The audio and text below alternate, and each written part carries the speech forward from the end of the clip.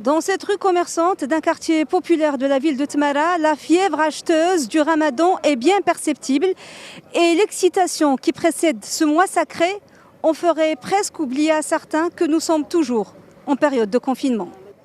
Quartier El Massira, un des quartiers les plus peuplés de la ville de Tmara. Ici, le port des masques de protection est bien respecté, mais la distanciation sociale est parfois approximative. Avec l'approche du mois de Ramadan, il souffle comme un air de relâchement. Autre quartier, autre ambiance, El Wifaq. Ici, au milieu des immeubles plutôt modernes et de quelques zones villas, les commerces de proximité sont très prisés. La plupart des habitants préfèrent faire leurs courses en bas de chez eux et éviter les grandes surfaces plus fréquentées et plus risquées. Au marché, par exemple, là on a l'habitude de faire nos courses et tout. Les gens ils ne se protègent pas malheureusement, on retrouve des gens sans bavette. Il y a une énorme pression sur ces commerces et j'ai remarqué que certains citoyens ne prennent pas la situation au sérieux. Ils font leurs courses à leur aise, comme si de rien n'était, alors que la vie des gens est en jeu. Ramadan est un mois spécial où la consommation des ménages atteint des pics jamais égalés en temps normal. Pour les commerçants, cette année ne déroge pas à la règle. La demande est là, presque la même qu'en temps normal, mais les clients, dont leur majorité sont prudents, ils se protègent et respectent les distances de sécurité. Vous savez, la demande a fortement augmenté. Notre fréquence de travail a doublé à l'approche du mois de Ramadan. Nous avons maintenant énormément de travail.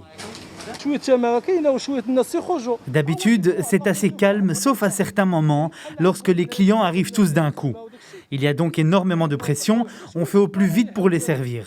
Après, ça se calme un peu plus, mais une deuxième vague arrive à l'approche de la fermeture et la pression recommence. Il y a des fois des tensions parce que nous devons fermer. Un peu plus loin, au centre de Tmara, ce petit marché d'habitude bondé de clients est presque méconnaissable. Certes, les gens font les emplettes pour préparer les mets prisés de la table du mois sacré, mais il n'y a jamais foule, même chez cet épicier dont la boutique est d'habitude prise d'assaut en pareille période. Depuis quelque temps, c'est plutôt le chef de ménage qui vient faire les courses, alors qu'auparavant, on voyait plutôt une famille entière avec leurs enfants. Dieu merci, tout se passe pour le mieux. Les clients viennent petit à petit, il n'y a pas énormément de personnes. Les gens privilégient les commandes par téléphone pour ensuite venir les récupérer. Les habitudes et les traditions marocaines ne changent pas. Les gens viennent, passent commande, effectuent leur achat. Ça peut aller du miel aux pâtisseries. Ils s'assurent également que nous restons ouverts pendant le mois de Ramadan. Des commandes par téléphone de plus en plus nombreuses. La pandémie est bien là, mais les consommateurs s'adaptent comme ils peuvent. Il y a des traditions qui ont la peau dure, l'odeur alléchante et le goût trop sucré pour être abandonnées, même en période de confinement.